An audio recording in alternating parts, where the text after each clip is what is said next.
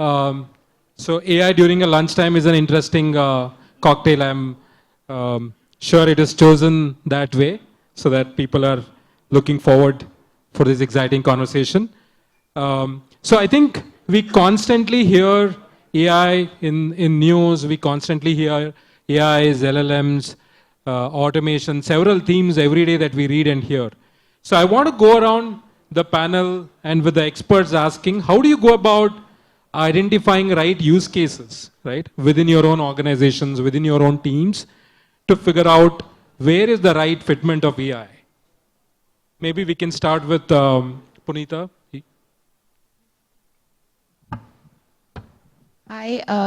So in terms, like to answer your question, so I've been involved in healthcare for the last 15 years, and currently I'm leading a mental health startup. The way we've understood in terms of adoption of AI, the way we've seen it work well is, one is to be able to strategize in terms of how it can help you. You need to know. As leaders, you need to know what AI is capable of. You may not have the technical acumen to implement it, but need to be very, very clued in terms of capability. Because on one hand, you have to understand capability of AI, what are AI models of systems capable of, and then you know your organization best, and then you need to marry the two.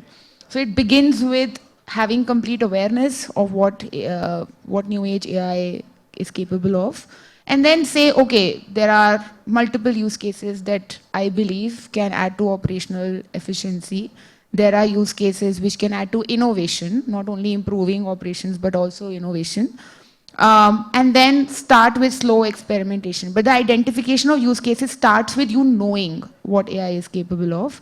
And then instead of jumping on the bandwagon, start with simple experiments. Use cases, again, a good way to align with them, align on use cases internally, is to see what aligns with your values, your long-term objectives as a company, and a use case which can add to competitive advantage, of course. That's how I would at least start on it. Yeah, I think you covered a wide range of topics from innovation to how it adds you to competitive advantage.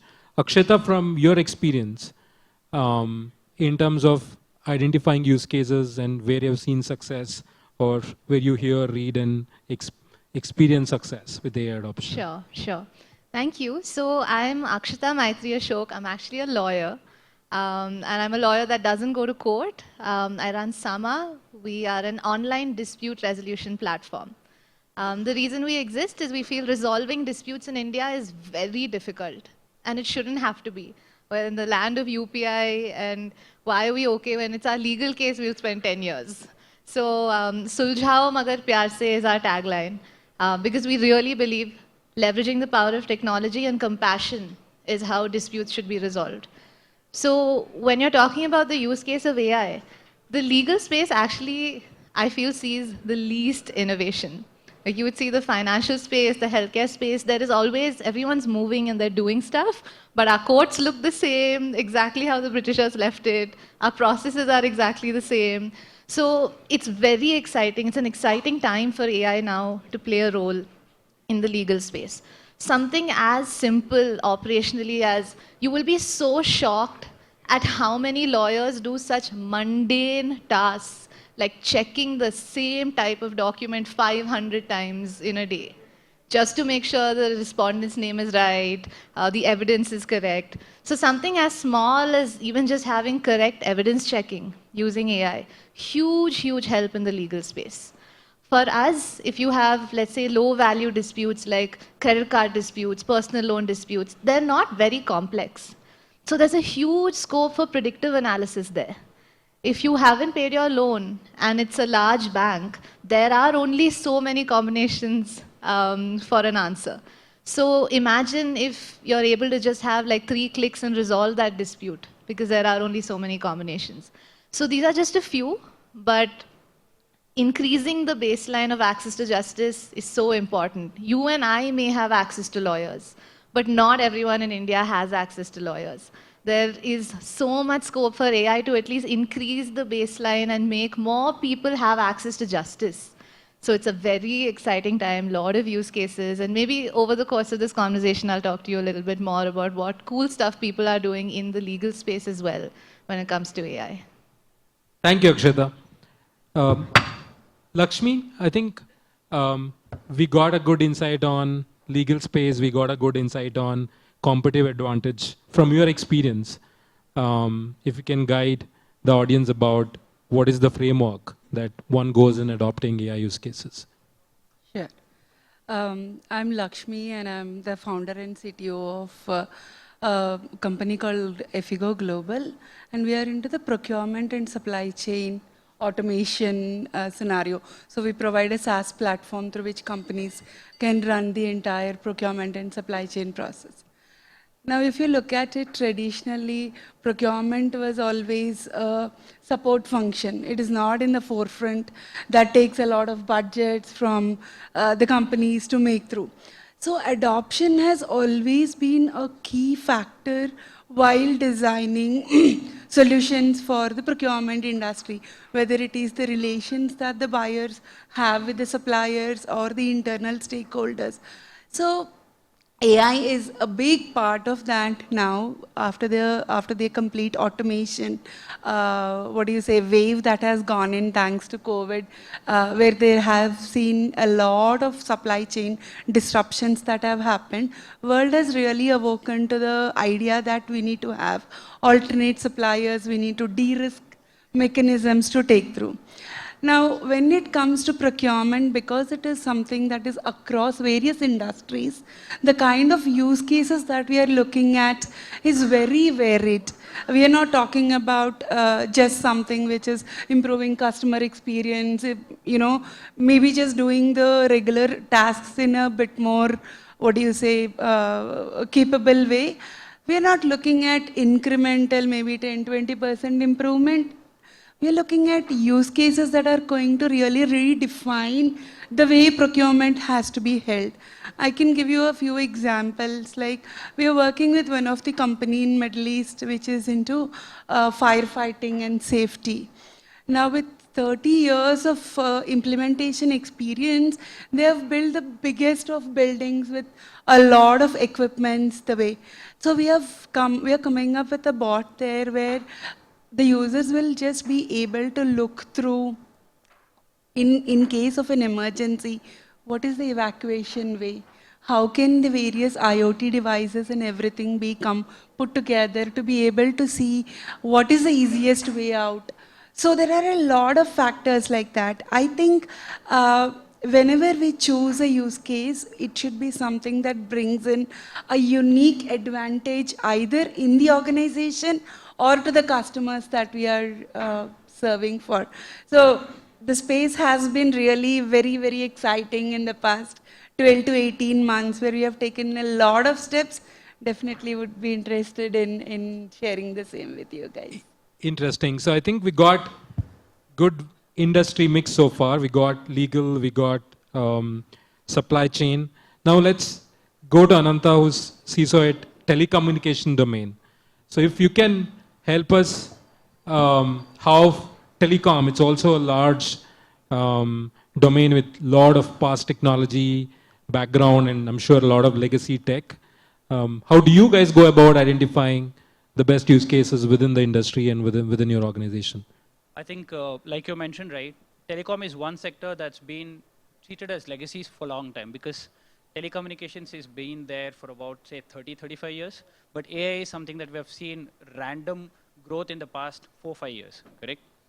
When it comes to AI being used in telecom, I'm sure Indian telecom players have been using a lot of AI because we know the kind of ads that we get, we know the kind of subscriber messages that we get, we know the kind of offers that we get, right? So in India, there has been a lot of use of AI in telecom, but where I'm from, that is where we are trying to adapt, where a bunch of things like, let's say, the operational efficiency, right? Whether the right subscriber is getting the right signal, where is he moving around? Are we able to do the best, right? So these are few things that we are trying to adapt at this point in time, more or less in pilot stages, but we have seen considerable improvement, right? So let's say there are subscribers around, as of now, we have got in this room, let's say 100 people of Geo, right? So this is a recurring place. This is a recurring event that's going to happen once in every while here. It means for me as a telecom provider, I need to increase my bandwidth here, right? So that I can I can accommodate more number of users as such, right? This is one use case for us. Other than that, internally there are a bunch of use cases that we have kind of leveraged. For me, more from a CISO perspective, what more important is, I need to know what my tech stack is. I need to know how my developers are developing the best code. Then is where I think one use case that we used is, right from Google has got this notebook LLM, where you can feed as much as documentation to it. Let's say all my technical diagram, tech stack, right, the vulnerabilities that are there, and you can start asking questions, right? So that's one use case that we used for. After this, what happened, my entire development team are like up to the par. Even though it's legacy, we know what our dependencies are. Even though it's legacy, we know where things won't work. Let's say I come up with a new stack or a new package or a library as such. I know what my legacy component does not support this, right? So use cases can vary from organization to organization, but I would always think about improving the internal efficiency and at the same time trying to improve the business side of it as well, because both are extremely and equally important. Yeah. Thanks. Thanks, Anantha. I think now that we've gone through about identifying what use cases, what problems we can pick in different industries, I want to move a little bit around, considering a lot of the organizations have high regulations, and also the need for customers' data, strict enforcement of privacy. So especially, Anantha, I would want to start with you on how do you see AI evolution, adoption of AI on data privacy, surveillance, and whole compliance and making sure all the data of the customers are secure and their best interests are taken care of in terms of across industries? Sure. I think when it comes to telecom, not just telecom, right? Pick any industry per se. PII, the most that we speak about, is super critical for us, right? So if I'm storing it, I need to be worried who has access to it. I also need to be worried not just the external folks, even the internal folks who can kind of see it. So that is where I think I did do this at one of my consulting gig per se. There is this NER based, I think most of you know what's NER, right? So named entity recognition. You feed a lot of data set, and based on the lot of data set that is there, you arrive at what are the entities that you can arrive from that particular data set. Now, once that's done, there is a SDK by Microsoft, Presidio. I'm not sure how many of you have used it. If you have not used it, please go ahead and look into it, right? It's a beautiful SDK that you can take it, deploy a service. Now, what happens is, all the services that you've got there on your tech infra, before storing the data on the database, goes through Presidio. Now, with the help of NER and NLP, you can know which PII is present as a part of what log, as a part of what application package that's coming in. Now you can take decision. You want to mask it, you want to hash it, you guide the SDK accordingly, and then it gets stored accordingly. What now happens is the same SDK does also help you in both upstream, downstream. When we speak about data fetching and when we speak about AI, it's all about how do we secure the data, right? You use this SDK, train it based on your algorithm, based on your internal use case, right? And now this NLP will know, the Presidio that I referred to, right? It will know what data to mask, what data to hash, and then it will cater both upstream and downstream data accordingly. I think using these particular kinds of SDKs right out of the bat may not be the permanent solution, but then you will have to train for your use case, ensure that this NLP learns that what it wants you to do, and then you can start using it. I mean, that's one way that we have solved the problem, right? There's also another way, which is like very recent. I'm sure most of you would have heard about this technology called eBPF, Berkeley Packet Filter. Recently graduated from CNCF, I think last year, December, November-ish. So now eBPF plays a very, very crucial role. Why? Purely because we all know it works on the kernel layer, right? That is where we need to kind of write modular injections and ensure that whenever there is a operation, right from when I say operation, this operation is going to be an operation that a hacker might initiate, right? So now there is a huge amount of data being trying to download, more like a downstream per se. Now what happens is these modular injections that you write on the eBPF layer can kind of identify and stop them, right? Technology is advancing a lot, but the problem also is how far are we updated with the technology? Then is when I think we as leaders will have to always spend a lot of time reading, at least 1 to 2 hours daily, understand where the technology is going towards. I think earlier one of the speaker here mentioned about Willow, that just came in like 2-3 days before, right? eBPF is pretty new. It's like just 1 year in the industry, right? One or 2 years. I think it graduated 1.5 years before, right? So technologies like this is something that we need to adopt to ensure that our use cases are kind of solved, and then we'll have to keep it going. Thank you. Yeah, I think that's a very interesting insight, and especially in the area of information security or fraud, right? It's a cat and mouse game, and the bad thing is even the fraudsters or hackers also have access to a lot of AI technologies. And have also high intent. So a lot of the time technology cannot solve for intent, but it's extremely important to iterate, be agile, so that you are ahead of the curve, right? In the same context, I think whenever, at least in my experience, when you bring in any automation or in the adoption of latest technology like AI, which one of the side effect which most talked about is workforce reduction, right? So when you want to do a POC, when you want to adopt AI, generally you are leveraging the same employees, same users who have the fear of losing their job, right? How do you make sure in your organization you enforce the change, eliminating that fear and bringing that comfort that this technology is going to complement and it's not here to take away my job? Maybe we can start with you, Akshetha. Sure. So I feel, again, I'll be speaking only from the legal space because that's all I know about. One is, if you're even looking at someone highly regulated, like let's say, like what is a good success story of good adoption of AI would be DBS Bank, right? That's a bank that had the lowest customer satisfaction in Singapore. And today is one of, I think it's the best digital bank of Singapore. And it's because they adopted AI right in 2014, way before their contemporaries. And they did it in such a beautiful way. They had a research organization, they had 1,000 experiments they did. Every 6 months they met, spent 2 days, had a lot of discussions on it. And it's just a good arc to see how they managed it. Now, are there privacy issues? Are there other issues as on date? Possible. But the adoption for a highly regulated bank, it is considered as a good success story. Now, one thing that they also did was they made sure in those years to not have job insecurity. They did a lot of reskilling and upskilling because a lot of new roles got created that were never there before. So a lot of them ended up actually getting upskilled, reskilled, and were still part of the organization.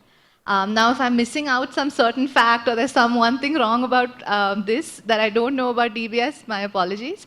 But it was largely seen as a very good way to move forward. And I think in the legal space, there is so much lack of access to justice. There are not enough lawyers for the amount of justice that we need. So again, maybe the use of AI will create great roles for people to come in and help the undeserved community at least have access to justice. So yeah, thank you. Punita or Lakshmi, you want to take this on how do you address the concerns of job safety? I think what we've seen work quite well in the past, and we had a framework around it, was the first step to adopting AI is one, to communicate why that move to AI. And to make sure that that move is not kind of to reduce workforce or kind of automate so that you can reduce. So communication and expectation setting has been extremely important. And then we so we had done it in the past 3 years where we moved a significant part of what we were doing now. So I was leading AI at Healthify before this. And there was a very big move towards AI.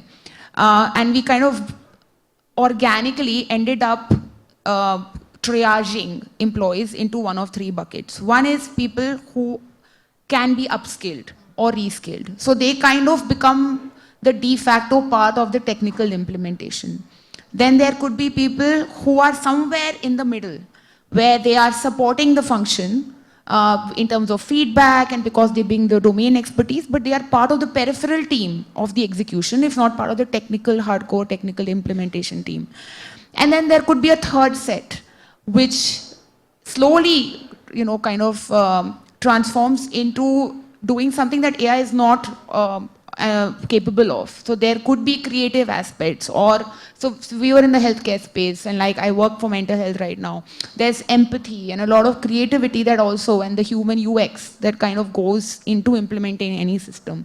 There could be people who are more keen on doing it. So there are so much that AI can't solve. So, but when you change systems, AI is still part of the product and the experience. So we had a third set of people who kind of moved to that set. So we were able to successfully triage people, but it started with first aligning on or bringing people together to say, okay, this is what we're doing. This is the advantage that we will get as a team. And let's see who is interested in or wants to become part of one of these three sets. Interesting.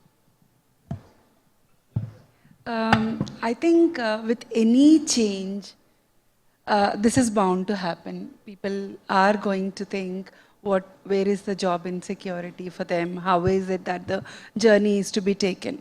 I think the first step as a leader to take a new change in any organization, whether it is communication with the customers or with the internal, is to first explain the bigger picture in terms of what's the advantage by taking through that. Once you explain that, I think it's important then to get the teams aligned. Now there will be a lot of upscale, rescale, all of that. There will be a lot of learning programs included into it and so on. But I think gaining the trust of the people whom we are working with as a team to be able to deliver this is something very important. And that's pretty extremely important, especially in the procurement kind of a scenario, because there are always tasks that the users can take up, which is far more creative, far more complex, so that whatever they are doing on a regular basis, if that is something taken over by AI, they will be able to focus on that a lot more. Like, to give a simple example, if a buyer is focusing more on the supplier relationships than doing a follow-up as to has the code come in, have I made a comparison and things like that, they will be able to deliver much complex challenges to the organization, and we have to give a growth or a career plan in terms of how that can be taken up and how they can see their future along with all these technologies embedded in. I think once we kind of bring that up, people will be able to open up and we should be able to take the journey together, because it's very important to get the buy-in from the entire team whenever any new initiative is taken to make it a success. Thank you. No, I think it's all three different insights, but it's very insightful, especially even categorizing your teams and communicating and then making sure every disruption, every change, everybody has the same fear. But if you look back in the history, all of them have been proven false, right? People have upgraded. Just pure competence of human beings to upskill themselves and thrive is probably underrated a lot, right? Anantha, I think you briefly touched in your answer in the previous question, but how do you recommend for leaders or employees within the organization? Because AI is an extremely rapidly changing space. Every new LLM to every new version that's coming out has... Pretty much possible, right? Now, when it comes to what has worked for me, what I usually do is there are forums and there are Slack workspaces. I think one Slack workspace that I recommend for all of us leaders is RANDS leadership, RANDS leadership. That's one leadership space where CTOs and CEOs of all tech companies across the globe, most of them are present. If you will have to be there, you'll have to fill a form, prove yourself, you're worthy of being there, and so on and so forth. But eventually you will get there. Now, what happens on RANDS leadership is people share thoughts. People share what are the upcoming LLMs that are there, how is the efficiency. People also share on how we can kind of measure the engineering effectiveness, be it development, coding. Again, those particular thoughts are purely from a leadership perspective. That is one thing that I would like to tell. And the other piece is, there is one site which I TLDR, right? I think I'm sure most of you would be using that, right? So TLDR, you can subscribe to a topic called AI or security, right? So everything they'll kind of summarize what's best and send you a tidbit at the end of the day or like at the start of the day. You'll have to spend like 10-15 minutes to see it, and then you will pretty much be updated accordingly. And other than that, I think one thing is, as and when we adapt, try to read those news. We have our Google doing the best job. You swipe right and you have all the AI news coming up on your mobile itself, right? So these are 3 things that I do and has worked for me. Thanks. Thank you. So Punita, I think you mentioned you have seen the evolution of data science to machine learning to AI. How do you keep yourself updated with the constant changing of or everything that is coming new? What's your hack? What's your go-to? I think I somehow follow part of what Anantha was saying. I come from a biotech background and health background, so I like to read papers and go deep into but I think as leaders, and because we also want to look at practical implementation, what has really worked is, obviously we are aware of what is possible, how things are evolving. Practically what works great is to be able to constantly partner if you can't do it internally. I'm big fan of being able to run small risk-free experiments all the time. Earlier we had made a small pod and their job was to run experiments. And as soon as the experiment works, then they kind of throw it at the operations team, and their job is to kind of integrate it into business ops and scale and hence transform. If you can't make that pod, then I've seen organizations partner with other orgs or other AI teams or freelancers or AI experts to come on board, run some small experiment with them, and then fully subsume it within their business ops or part of strategy. So there are multiple ways to do it. But you have to start small and risk-free. You might be implementing a big AI project, but like you said, if things are rapidly getting disrupted as you are implementing them, you need to be able to have that commitment to being able to prototype, either in partnership or on your end. Lakshmi, any insights on this? I think in addition to what Punita and Anantha had said, I always like to be surrounded by a little younger lot, always. Go through these freshers and interns whom you can bring in, because the kind of thoughts that they bring in is always very different. While we are in the thick of action in terms of doing certain things, probably these perspective and insights are something that have always helped me rethink and recalibrate. Okay, is this the journey? Are these the milestones that I want to look at? Or there are things that we'll have to include into it? Because that, being an entrepreneur, I think the adaptability to the market situations, to the way things are going is a huge, very important factor in the way we can be successful. So yeah, I would like to add that. Thank you. So Akshetha, I think one question in terms of policy and governance, right?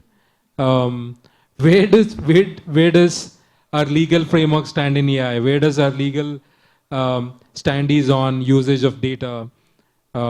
Because there are enough precedents in Western countries on, even there are questions on how AI models are trained, how LLMs are trained, whether that was legal. If you can enlighten us on, where does our legal framework stand on AI today? Yeah, so I wouldn't say it's amazing right now. The good news is, I think a common sort of privacy space that people look at when it comes to legislation is the GDPR. And our upcoming DPDP Act is also largely taken from GDPR. So there is some level of security and privacy that is now coming in, which is great news for us. But there is a huge onus on leadership and leaders of organizations to feel responsible for whatever AI you are going to be implementing. Of course, the law is going to be providing you your outer edges of, this is wrong and this is right. But there's so much gray area, especially at how fast and how rapidly technology evolves. So one is, of course, like keeping privacy, making sure there's no biases, making sure you're not bringing in, a lack of diversity will be the worst thing that can happen while using AI, right? So I do feel there is a strong onus on leadership to be very, very careful. I also feel if there's like one quick tip as leaders, it would be very, very confident about your data. Spend a lot of time with your organization's data. Where is it coming from? Where is it going? What's going on? Because at Sama, we feel just knowing that also really, really helps us align to what is ultimately going to be useful to our customers. And so therefore being very, very specific about what we're using AI for. In that sense, it's almost a controlled, well sort of rolled out project that we can work on. So yeah, there are laws in place. Your AI-related laws are constantly going to have amendments. The technology is way faster than the law can ever be. But yeah, I think one law to look out for will be the DPDP Act. That is something you'd want to be in line with your organizations, because there is going to be a lot of push on making sure we're all aligned with that. Thank you. Anantha, I think Akshetha touched briefly on making sure there are no biases in the LLMs or in the models or any AI off-the-shelf that technology that we use or that we train. What's your view on training the models or leveraging latest AI technology? What biases can it bring, and how do we make sure we steer out of it to make sure our customers are taken care for, and also we comply with all the latest and greatest privacy regulations? Sure. I think what we will have to always look at is when we are shortlisting, let's say there are 4 or 5 LLMs which can do a job A, let's say image generation, right? For an internal use case, there is image generation that we will have to do. When we pick these 4 or 5 LLMs, the first question that we will have to ask ourselves is, where are we going to get these images from, right? That's the biggest question that we'll have to ask. I think all of us are following OpenAI very closely, and you might have also seen in the interviews where they kind of refrain to tell whether publicly available videos and images were used for training or not, right? I think all of us would have seen it, right? So that's where we, being the leaders, will have to double think on what's the data that we're using in order to train our LLMs. Now, remember that I mentioned about Presidio earlier? We can use the same thing. And I think the previous talk, one of the speakers mentioned about synthetic data. We've got that option as well, where we can generate some form of synthetic data and use that for training. That's the second way. The first, in order to touch base on the first one that I mentioned, take the actual data, strip all PII from that data, then use that data to train our LLMs. Could get a little bit technical and a little bit catchier, but we as leaders, we are in the constant phase of learning and evolving, and we will have to do that. Right? So these are the 2 ways that are there, and there are companies like Atlas who will also kind of help you train your own LLMs. Right? Atlas is just one. There are many players like that. We can use industry-ready standard solutions like Atlas in order to train our own LLMs. Again, if our LLM would want to perform better, all we have to look at is what data and what labeled data that we are feeding the LLM so that it gives the right output.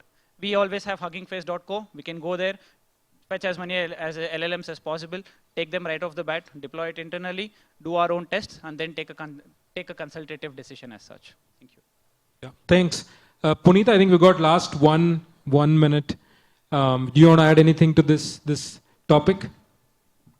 I just think the only thing that I would like to add is human governance on this is key. You might have you might have taken your best shot at removing biases, etc., but they will creep in, and it's important to have that human handoff or that human feedback loop in place, and anticipate the biases. Like in health, we've seen there is just crazy bias between gender, age. Linguistic expression changes so much across cultures. What I say, if I say I'm stuck, it could mean anything in different cultures. So I think those biases have to be anticipated by humans, and then that human feedback loop, I think, is critical after you've made sure the data is clean and the bias is removed. Thank you. I think that was it. Open to audience for any questions. We've got panel across industries, legal to telecom to supply chain and infosec. Over to audience for any questions.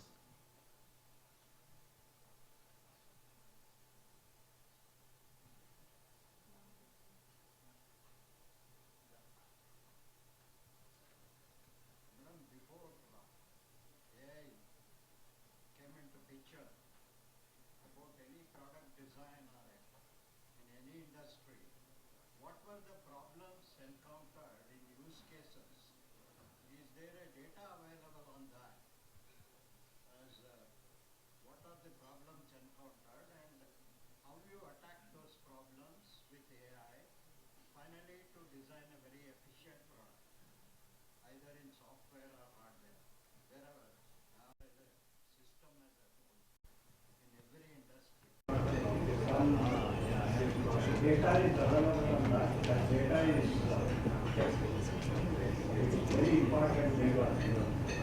It should be built on. Yeah, I think the question is, if you don't have good labels, documentation inside, no AI can solve your problem and you cannot adopt. Any best practices anybody in the panel can recommend about how can your housekeeping be for adopting AI? Yeah, I think technology is always an enabler for solving a problem. The key lies in fun, the intent of the user. The second is the magic of data. Unless the data, see, you can have any kind of a unique solution out of the thing that it can do, but without the data, it cannot really function or work well.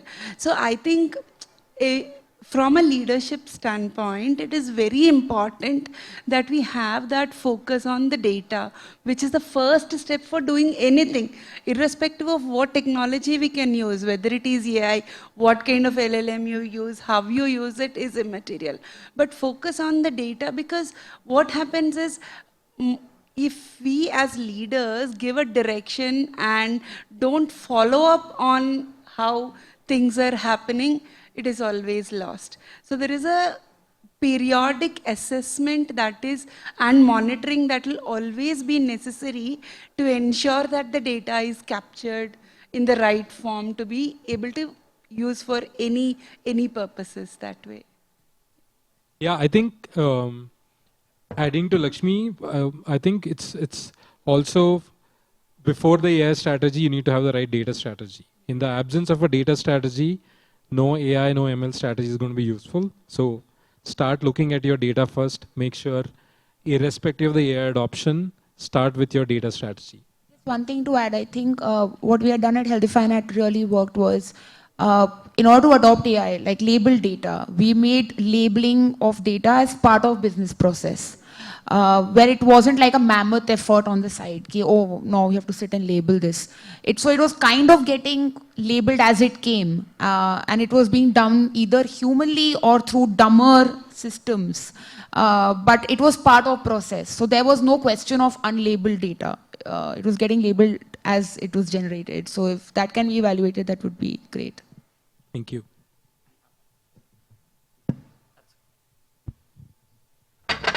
I have one question for our legal expert here. This is all about the compliance burden on SMEs. Basically, what is happening is this DPDP Act basically challenging to meet the stringent requirements of the DPDP Act. Where when I met my other, King and Partridge kind of people, when we were discussing, so they were also expressing the same thing.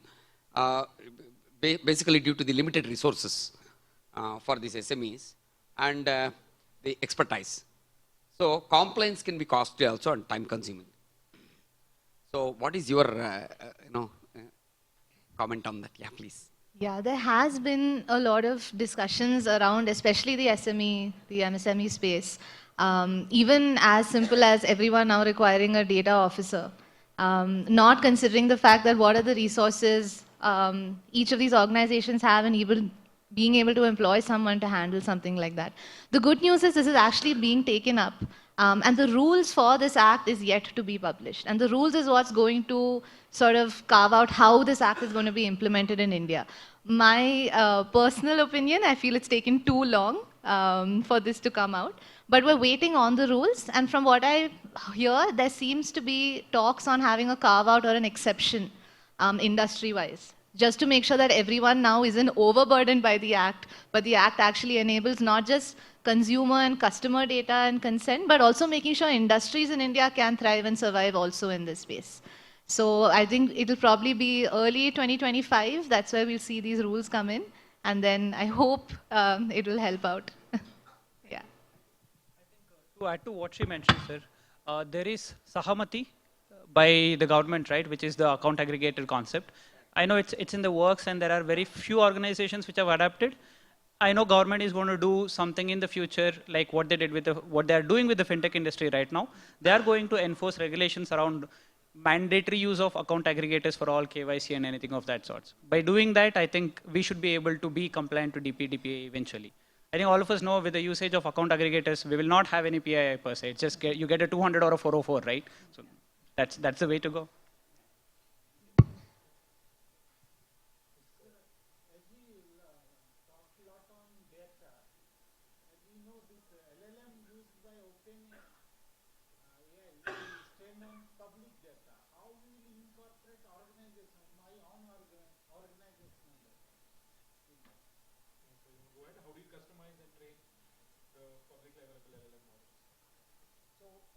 Is it more on, is your worry more on the LLM which is trained on public data, or?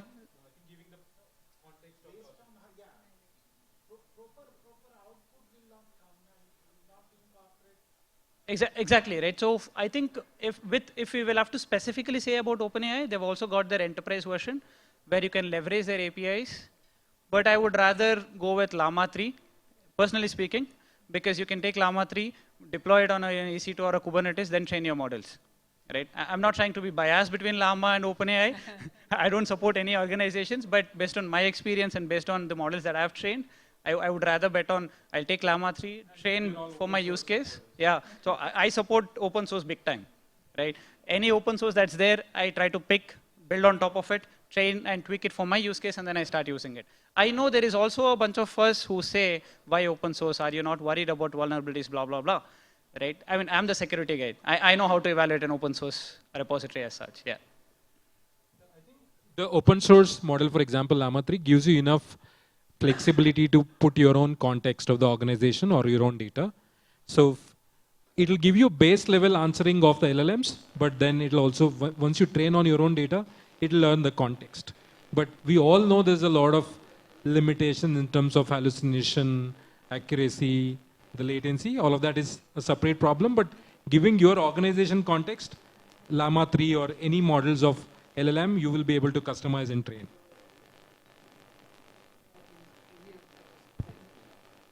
Any more? Can we please take this offline? We do not want to stand between you and lunch.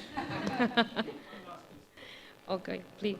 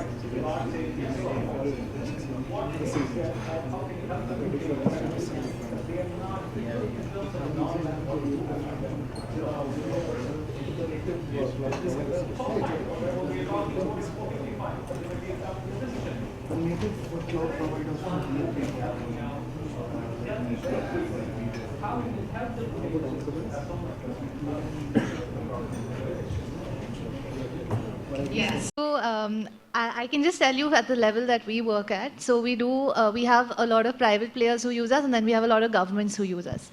And with them, like you said, it is a tougher task to explain what's going on. But what we've seen is small successful experiments that hinges on them not being too afraid, but also seeing success. A small example is in India, prisoners are actually, in India, 70% of them are illiterate. which means when you're in prison, a lot of them don't even know why they're there, what is their charge, what's going to happen to them, which is actually really sad. So there were just 2 students who made a very simple voice bot, which reads your charge sheet and then has a dynamic conversation with the prisoner, and they can ask all their questions. How long will I be here? What's going to happen? How do I access this? And after this was done, the win here was honestly that the number of lawyers that needed to come in and brief, first of all, there aren't enough lawyers when it comes to prisons, but even the ones that were there, they weren't overburdened. From what I know, they then took this to the government and then explained to them in a very simple way that this is how it was done. So at Sama, one of our thumb rules, because of exactly this, explaining it is difficult, is whatever we do needs to be explainable. There needs to be a purpose, there needs to be an intent, and it has to be respectful, of course, but you have to make sure what you're doing is explainable. Now, I don't know if this is going to work in very complex AI situations, and you'll probably have more insight on that. But for the amount of AI that we use, for the projects that we deploy to make access to justice happen, as long as we are not overcomplicating it and it's explainable, we see some sort of success in getting people on board. You told about prisons, very nice. So adding to that, to sir's question also, is all about accountability of the politicians. What AI is doing. So when I talk about this in other forums about AI, so they also say project assignments given that they have start getting starting the timeline of what they are working on. AI will help in that also. Thank you. Thank you so much.